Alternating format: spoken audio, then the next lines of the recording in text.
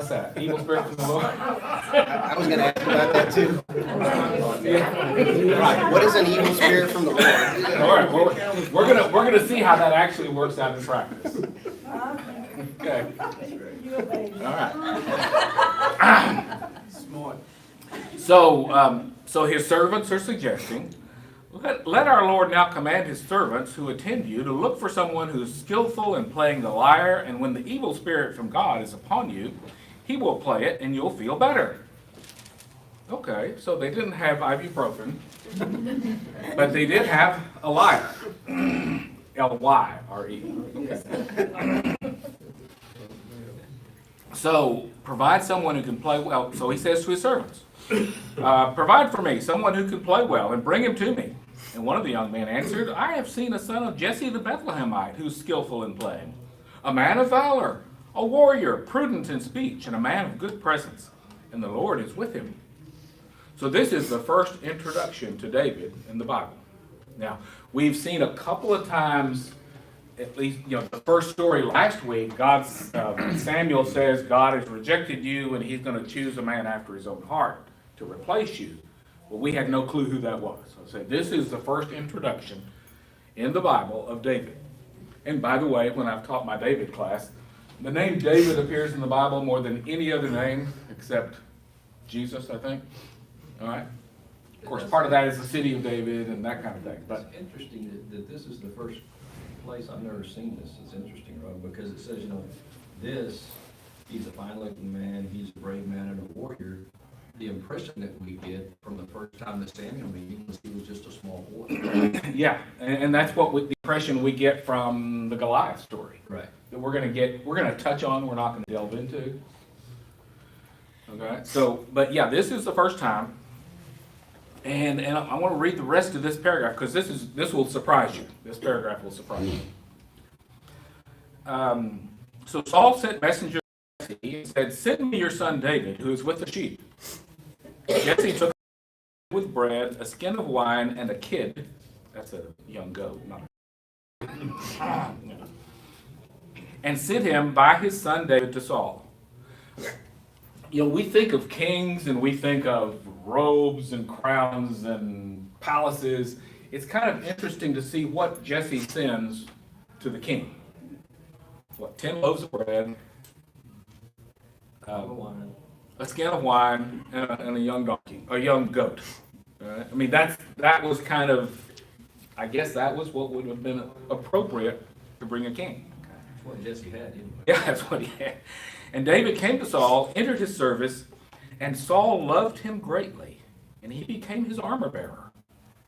Saul sent to Jesse, saying, let David remain in my service, for he has found favor in my sight. And whenever the evil spirit from God came upon Saul, David took the lyre and played it with his hand, and Saul would be relieved and feel better, and the evil spirit would depart from him. Wow. First example in history of music therapy. Yep. Right? Again, they didn't have ibuprofen. They didn't have a whole lot of medical stuff, but music soothes the savage beast. And that's what was happening here. And is there anything negative in this, other than the evil spirit from the Lord? I mean, Saul loves David. He sends for his father, says, I want him to stay with me. He becomes his armor bearer. Everything is sweetness and light, seems like, except when the evil spirit from the Lord comes upon him. I mean, but that's why I say this is based on what we're doing, especially since the title of I said Saul and David. I didn't say Saul versus David. But that's where we're going to. You know that's coming. Did he know that David had been anointed? At this point, no, David hasn't been anointed. Oh, has he been? Yes, he has. Okay, yeah. That was in chapter 16 that we skipped because it was. No. Answer no. Okay. He's going to figure that out at some point. Later. Okay. Yeah. What was it that he did that God sent that evil spirit upon him?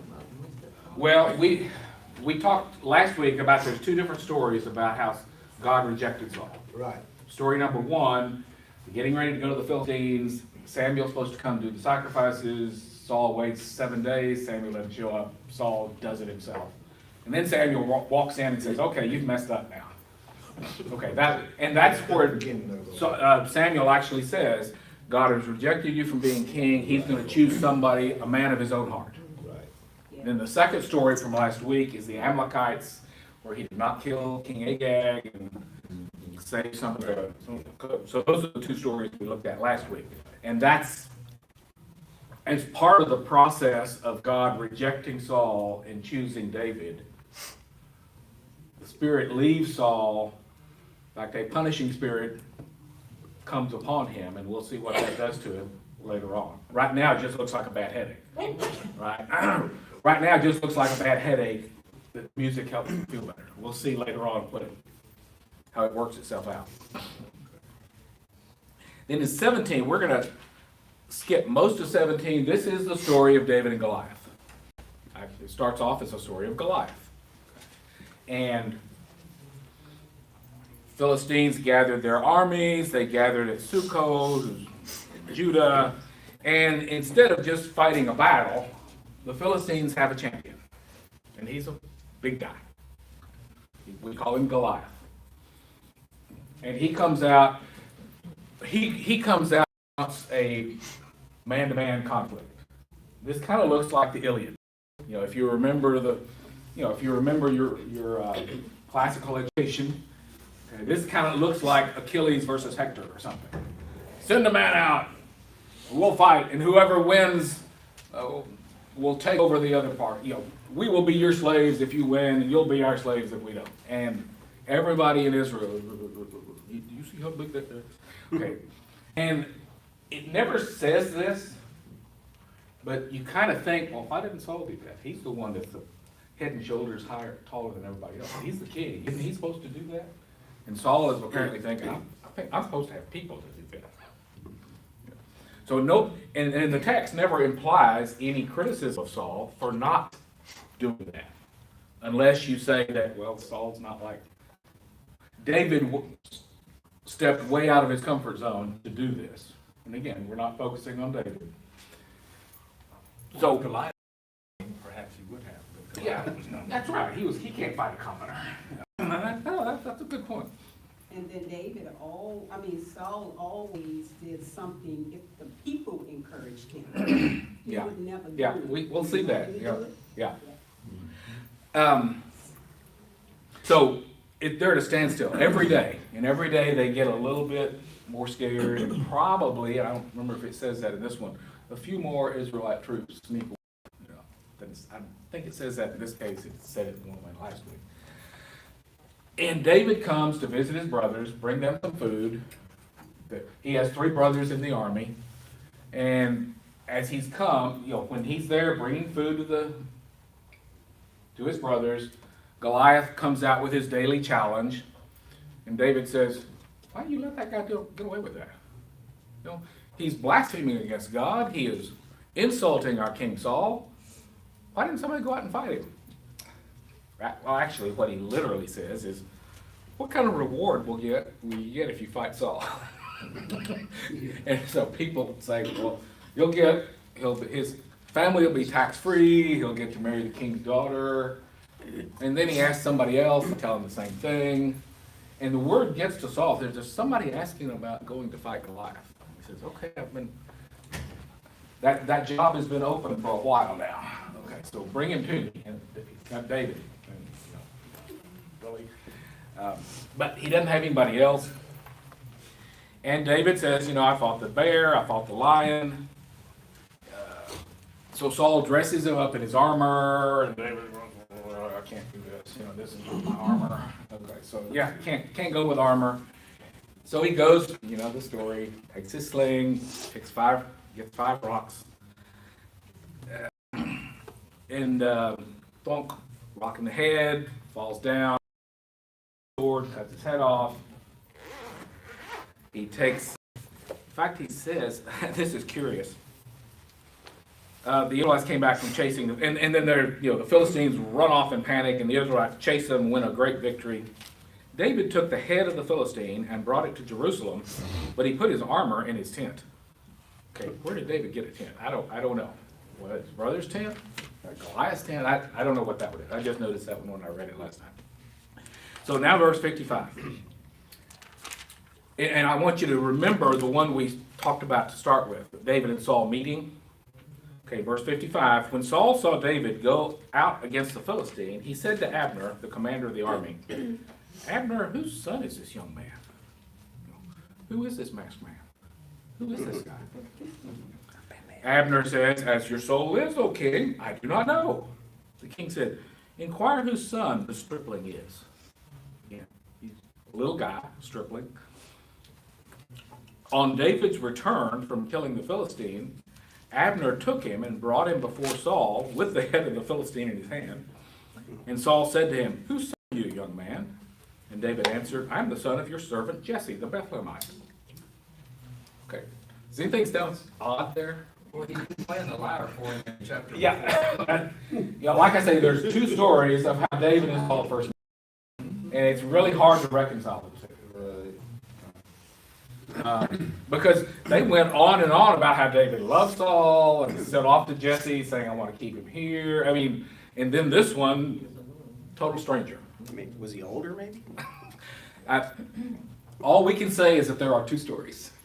I mean, one way to look at that is to say there's two stories floating around about how David and Saul first met. And whoever put this book together didn't really know which one it was, so he just put both of them in. That's one way to do it. You You know, can, it's interesting though, because I was reading up above, it does say that he was going back and forth between Saul's camp and Jesse's. taking food to his So he's brother. going back and forth, Yeah. so it doesn't make any sense. No. That's one of those places it's a Bible doublet. Two stories that are both mostly the same kind of thing, except I think present day, I mean, it'd be like a boss that wants you to do something, you take care of it, but he doesn't go any farther to know you. yeah. You know what I'm saying? Somebody's just coming in and playing the lyre, but doesn't really, Yeah. Well, I mean, but the other text said he loved him, he Yeah. made it, I mean, it really goes out of its way to, describe this really close relationship. See, Saul is forgetful. You know? That's why he a wishy-washy. Yeah. And also too, the fact that maybe they didn't have the freedom that we think they had, like, for instance, they could have had a curtain in between him and Yeah. he never knew who, all he knew it was. Well, Guy who I did. guess my point is in chapter 16, they make a big deal about how close they were and how much Saul wanted him and became his armor bearer. And then in chapter 17, it's, who is this guy?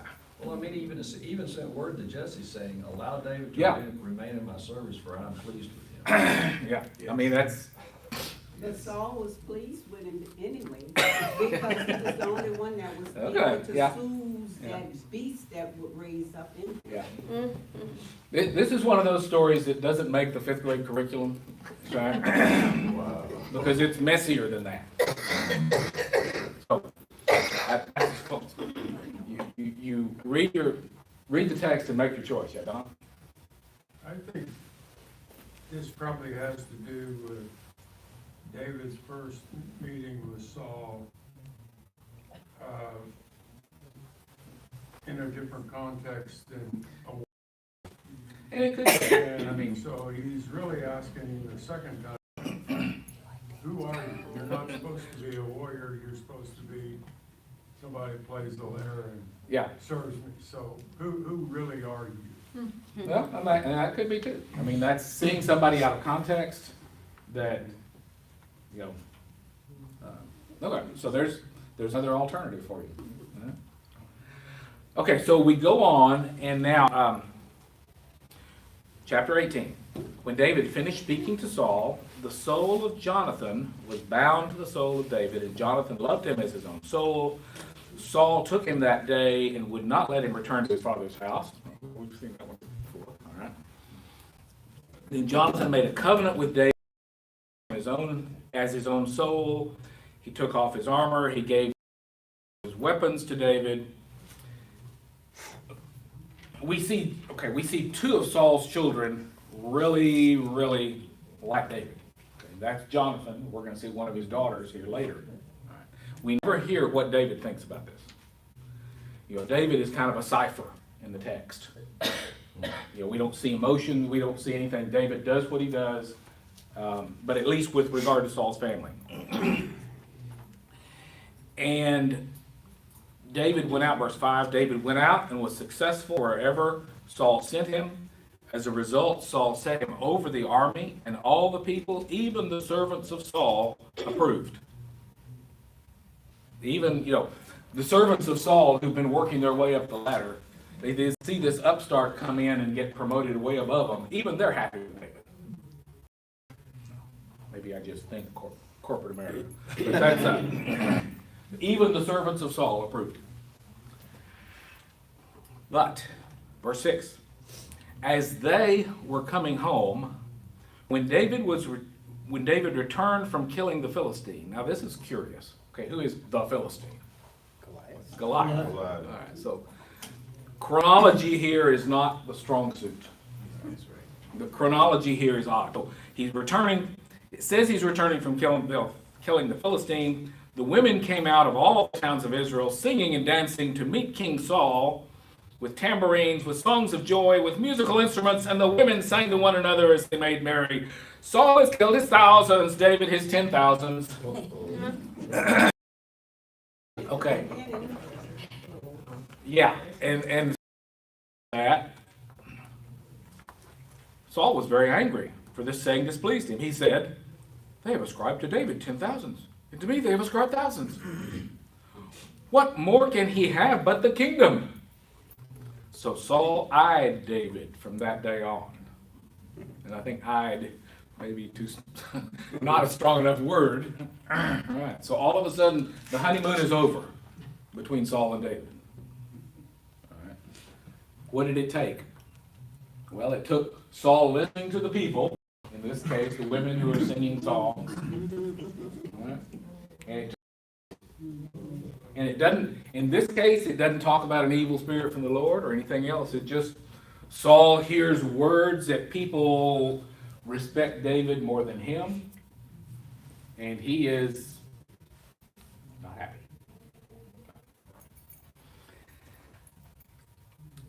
The next day, okay, here's your evil spirit from the Lord again, Gail. The next day, an evil spirit from the Lord, from God, rushed upon Saul, and he raved within his house. Okay, this is something that we hadn't seen before. He's raving inside the house while David was playing the lyre, as he did day by day. Okay, now we're back to David the lyre player. Saul had his spear in his hand, and Saul threw the spear, for he thought, I will pin David to the wall. But David eluded him twice. I would only have had to elude him once. Unless he had two spears, I don't know. But so there's incident number one of what happens when the evil spirit from God comes on. Now, you could have a whole class and talk about, well, is that really Saul's fault? I mean, it says an evil spirit from the Lord comes upon him. When God rejects you, you are open to everything out there. The evil spirits have been Well, afraid of you. But can we always trust what the writer says? This is blasphemous, I realize, it's the inspired word of God.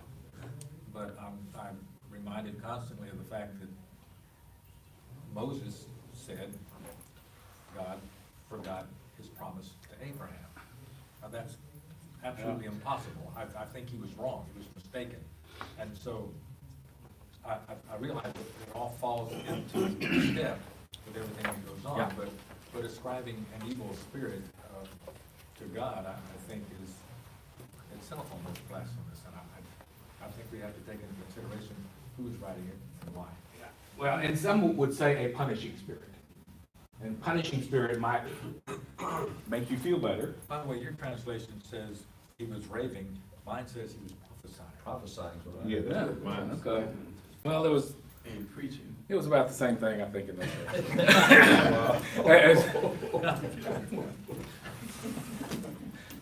have a Yeah, mine's got side prophesying note too. that says that his prophesying in this context was raving and babbling. Okay. Okay. Raving and babbling? Yeah. We're gonna see that again. We've already seen that once today. We're gonna see, oh, no, we saw it 2 weeks ago. But just quickly, kind of jump ahead to the true interpreter of Christ. you know, he said how the devil spirit steal, kill, and destroy. And I think that's where some of the Jewish believers that when he rewrote this thing on another paper, he placed that in there because of the evil spirit. Well, and it's some of these kind of things we've been talking about is the reason that the Catholic Church didn't want people to read the Bible. You know, because there's strange stuff in there.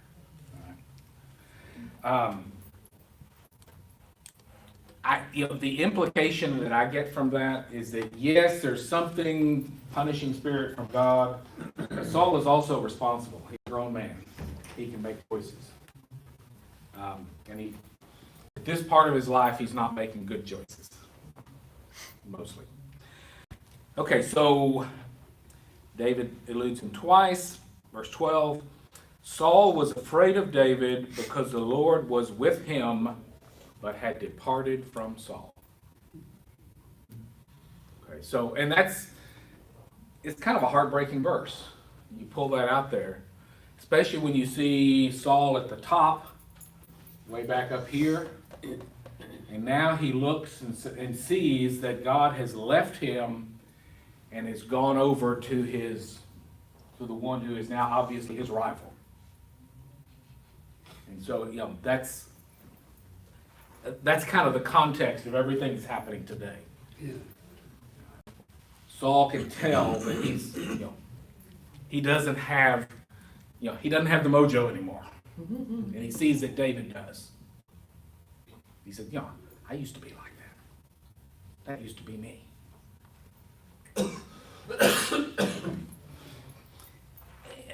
So Saul removed him from his presence and made him a commander of 1,000. Okay, that doesn't sound too bad. Okay, you've got 1,000 soldiers out there. Just stay out there fighting. Okay. David had success in all his undertakings, for the Lord was with him. And when Saul saw that he had great success, he stood in awe of him. But all Israel and Judah loved David, for it was he who marched out and came in leading them.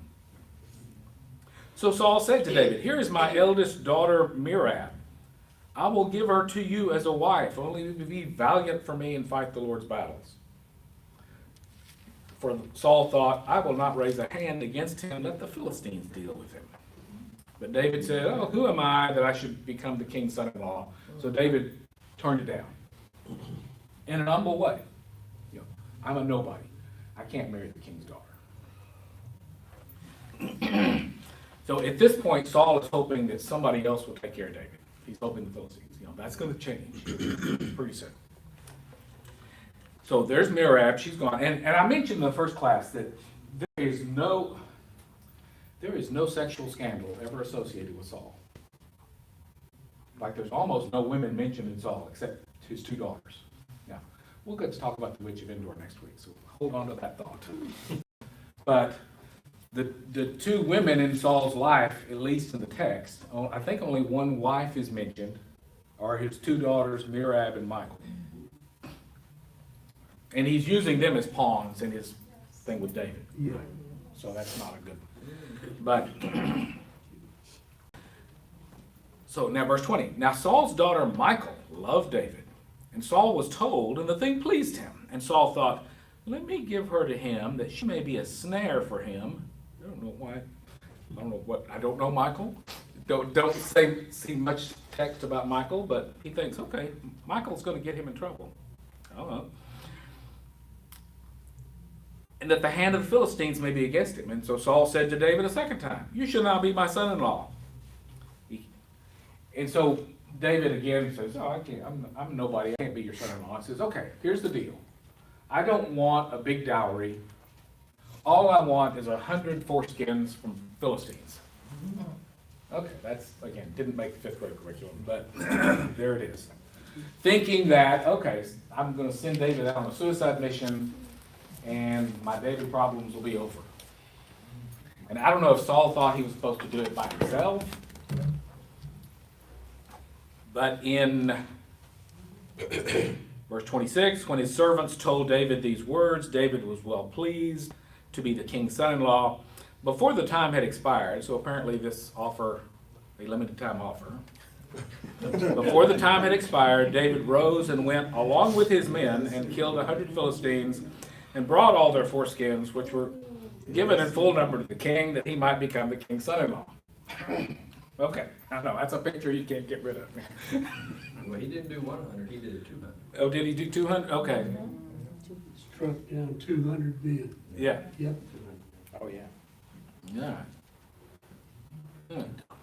Okay, mine said, okay. He was always an overachiever. Yeah, that's it. Yeah. But in verse 28, but when Saul realized that the Lord was with David and that Saul's daughter Michal loved him, Saul was still more afraid of David. So Saul was David's enemy from that time forward. And the commanders of the Philistines came out to battle, and as often as they came out, David had more success than all the servants of Saul, so that his fame became very great. Okay, so we see it kind of going down and down and down. And now it says, now Saul became his enemy from this day forward. Yeah, it's on, at least from Saul's point. So, chapter 19.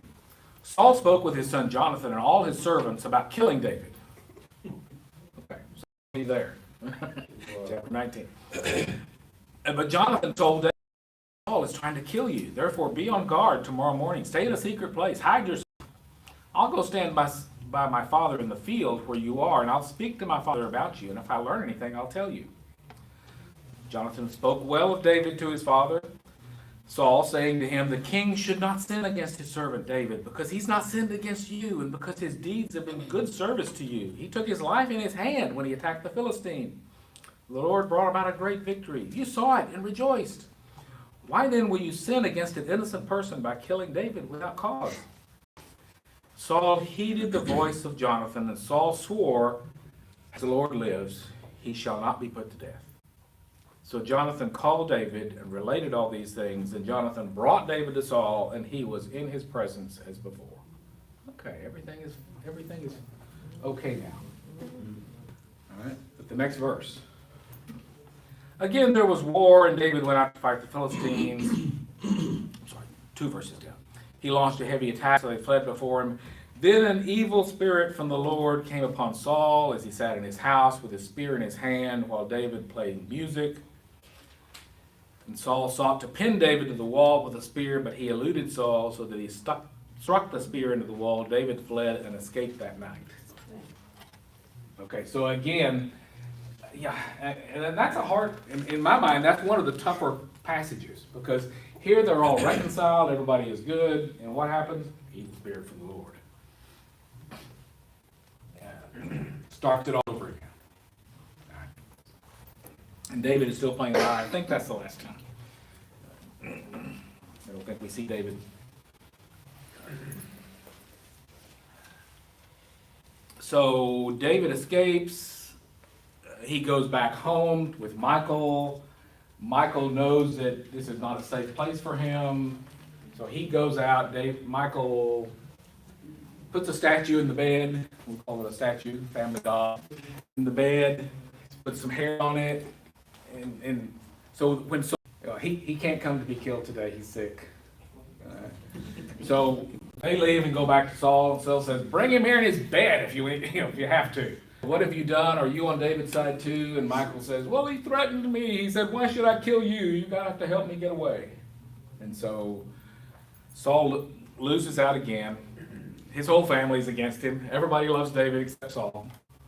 So Saul is not having good days. What kind of person was Michal? That she could We let, learn. let him down out the window. She must have been a pretty hefty woman. I'm sorry. Yeah, we learn more. If in my David stories, I could tell you more about Michal. She appears again in first. Okay, well, let me tell you a little bit. So after this is all, after David is gone and is out of the picture, Saul takes Michal and marries her to somebody else.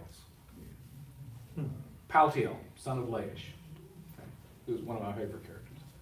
Okay, so, and then in 2 Samuel, after David becomes king, after Saul is dead, David says, go find me my wife Michal and bring her back to me. So she's been married to Paltiel all this time. So David's servants, actually it's Joab, goes and finds Michal at her home with Paltiel. He says, okay, you're coming with me.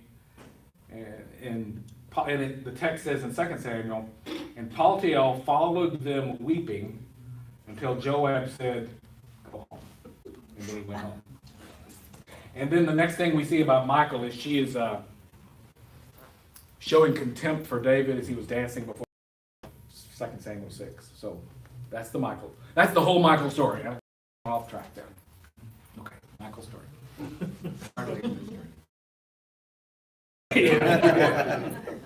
But if you want to, at least Michal does have her own story. Yes? There's not a soap opera writer in Hollywood that can do it.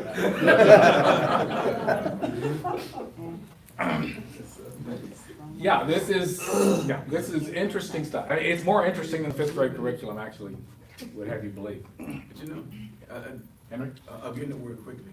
It teaches that don't take passages of scripture to make your thought to be true, but I'm gonna do it. Remember, I want you to remember, your Bible said, there's this passage of scripture where God wanted his king to go in battle, and he was following advice, and the Spirit came to him, to the Lord, and said, let me be a lying spirit in the mouth of the ones that he trusts.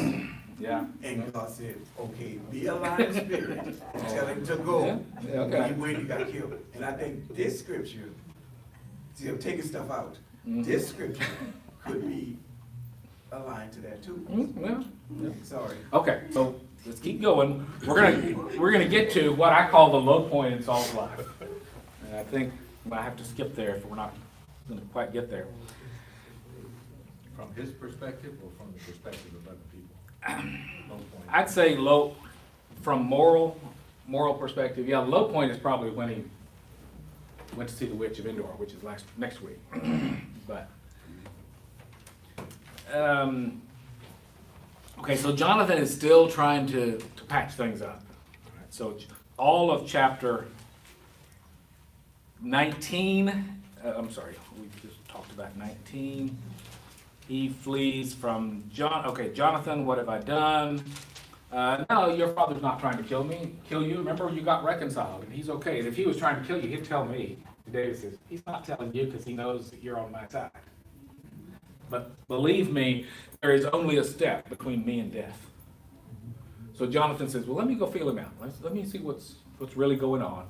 So it's the new moon. If you don't show up at the new moon, he's going to ask, and I'm going to tell him, and let's see how he reacts. So, and he has a little code as to what this is going to mean. And let me find myself. Okay, so the first day, Saul didn't say anything. He said, something's befallen. He's not clean. Maybe he's not clean. So next day, he'll be here. So the next day, he's not there. And Saul said to his son Jonathan, why has the son of Jesse not come to the feast, either yesterday or today? And Jonathan answered, and I'm in chapter 20, verse 28. Jonathan answered Saul, David earnestly asked leave of me to go to Bethlehem. He said, let me go, for our family is holding a sacrifice in the city, and my brother has commanded me to be there. So now if I have found favor in your sight, let me get away and see my brothers. For this reason he has not come to the king's table. Then Saul's anger was kindled against Jonathan. He said to him, you son of a perverse, rebellious woman. Okay. You know, we have a word in English for a perverse, rebellious woman. Don't do it. and that's pretty much what the Hebrew means. I mean, it was a gross insult. Yes. I mean, it was about the worst thing you could say to somebody, and he's saying it to his son. Not only that, he says, you son of a perverse, rebellious woman, do I not know that you've chosen the son of Jesse to your own shame and to the shame of your mother's nakedness? Okay, so he just keeps piling it on. You're really kind of hard on Jonathan's mom here. She's Yeah, well, that's... Blame the mother.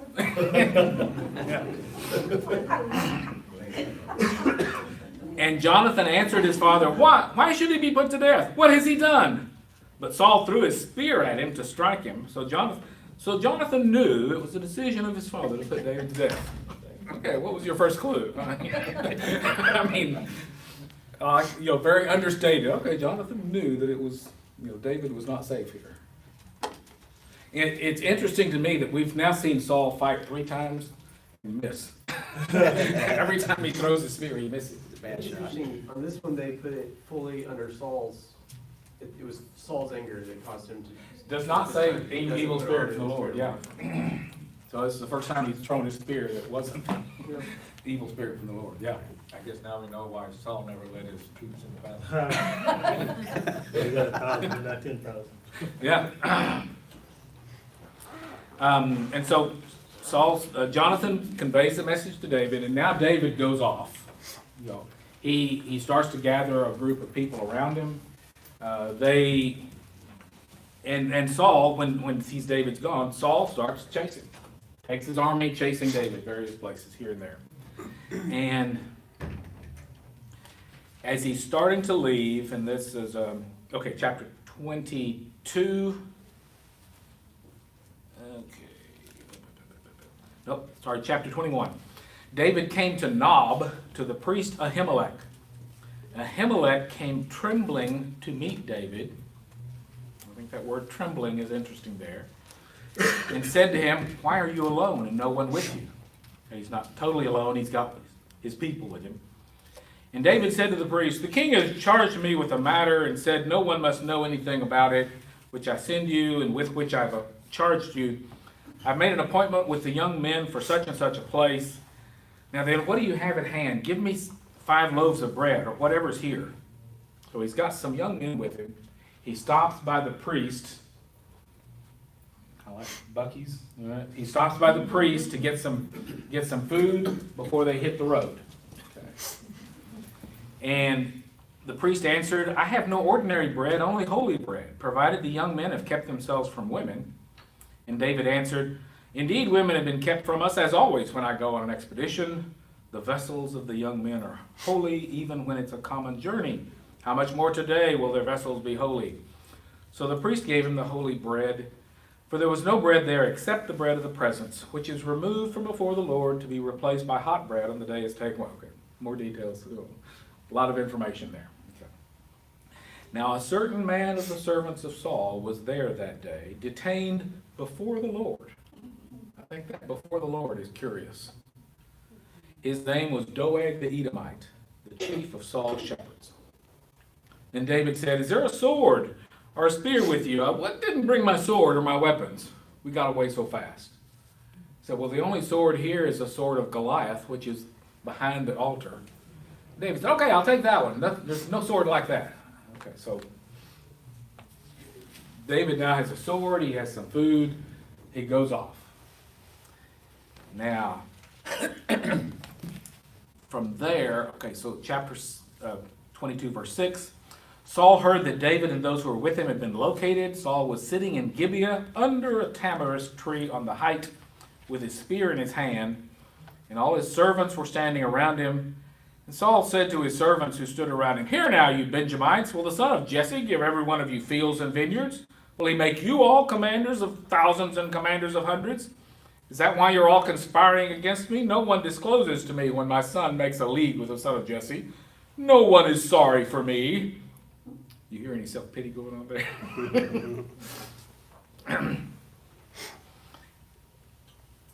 And Doeg the Edomite,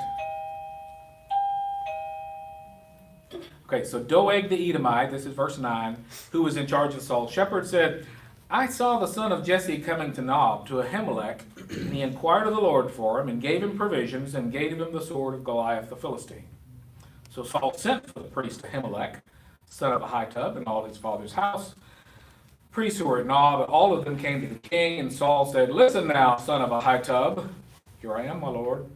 Saul said, "Why have you conspired against me, you and the son of Jesse, by giving him bread and a sword, and by inquiring of God for him, so that he then he has risen against me to lie in wait, as he's doing today?" Ahimelech answered the king, "Who among all your servants is so faithful as David? He is the king's son-in-law, and quick to do your bidding, is honored in your house." So Ahimelech makes a reasonable defense But then you wonder, why did it say he came trembling to David when David came there? I think Ahimelech knew more about than he was letting on to Saul. But anyway.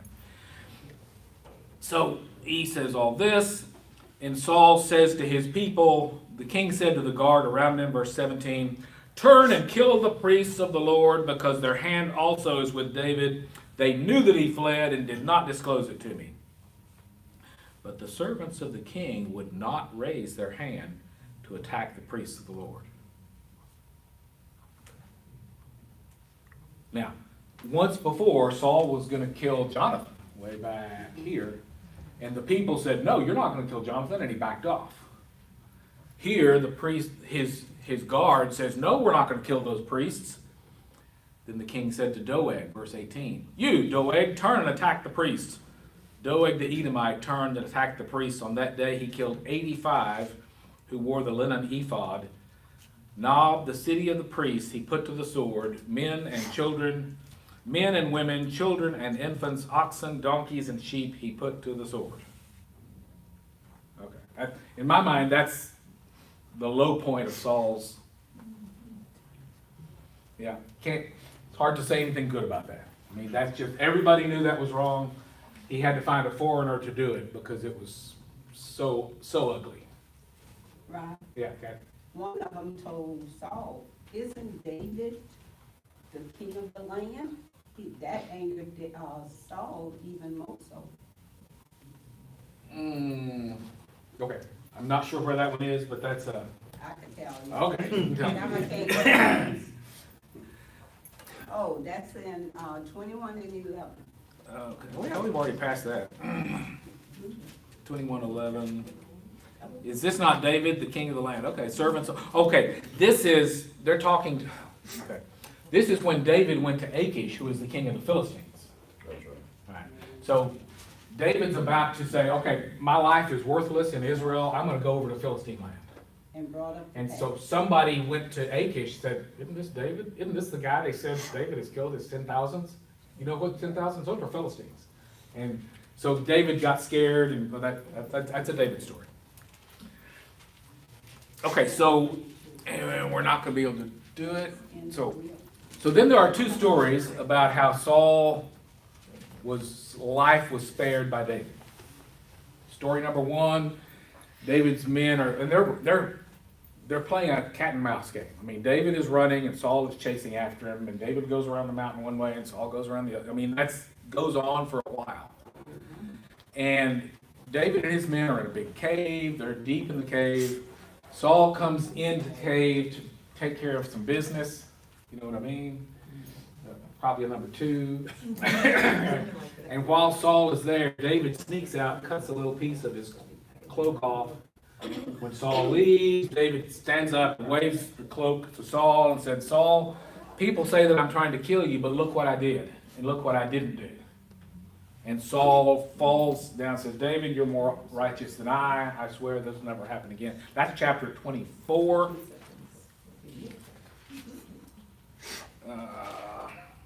Yeah.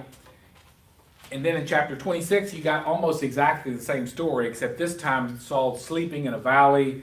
David and one companion go down. And the text actually says the Lord, they were all in a deep sleep. And David takes the spear and the water jug from next to Saul, goes back up on the ridge and calls out, says, Abner, what are you haven't been doing your job of protecting the king. And here, you recognize this spear, you recognize this water container. And again, I'm sorry, you're more righteous than I'll never do that again, blah, blah, blah. But David, from this point, David goes over to Philistine land. So David is out of the picture pretty much for the rest of the chapter, the rest of the book.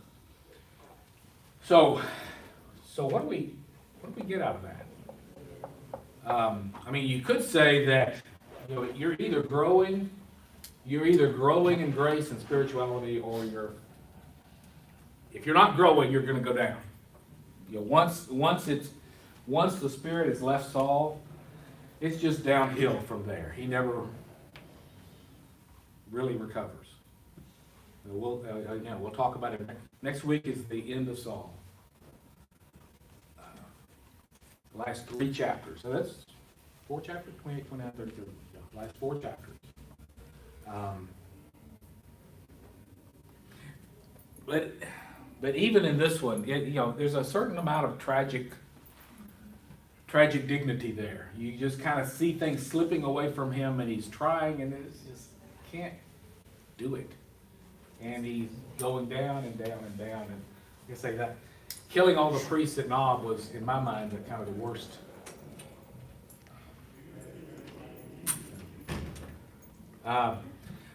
But if I was preaching a sermon, I'd say, do you have a Doeg in your life? Is there somebody in your life that enables your worst behavior?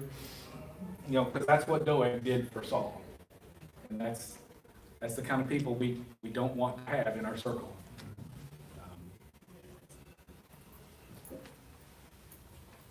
Do you think Saul was mentally ill?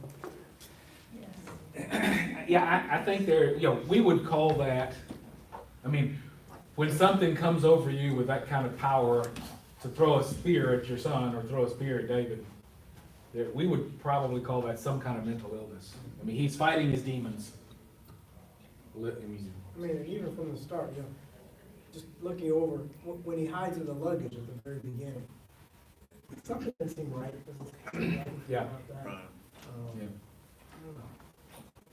That's... I think people didn't understand mental illness, so it would be easy to say it was the evil spirit from the Lord as an explanation, when probably it was some... because even the servants said, it's an evil spirit from the Lord that's afflicting you. And that may be what, it's... Well, when he doesn't say, at the beginning of class, when you talk about the 2 versions of how Saul and David meet, Mm-hmm. It's almost like he's bipolar. I'm a psychologist, but why doesn't he recognize David? But Maybe he's in a phase where he just can't recognize. Yeah. I don't know. But it just shows how the anger and jealousy overtook. That was Yeah. the driving force. Yeah, That consumed him.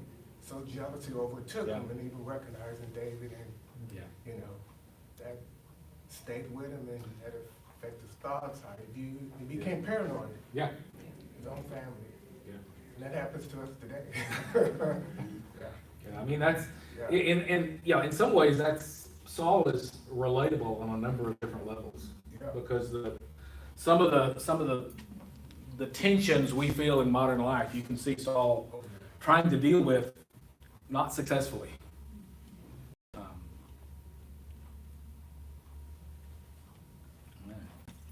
Okay, I've got to get over there. So read the next 4 chapters. This is the famous Witch of Endor scene. And as I said before, she's probably the nicest person in the entire book of 1 Samuel.